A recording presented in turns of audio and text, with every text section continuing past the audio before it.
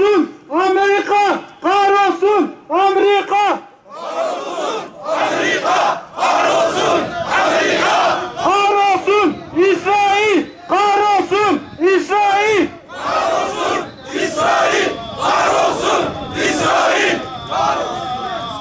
Filistin'de dertler olan İsrail, hedeflerine hiç olmadığı kadar yakın. Bu hedefler noktasında birlik ve beraberlik oluşturmak çabasında da daha önce olmadığı kadar kararlıyız.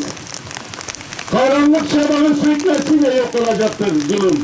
Hak güçlenince bitecektir. Müslümanlar kardeş oldukları farkına vardığında birbirlerine fikrettiğinde, çatışmalarını ilgili bıraktığında, namluların yönünü değiştirmediğinde küfre karşı galip gelecektir.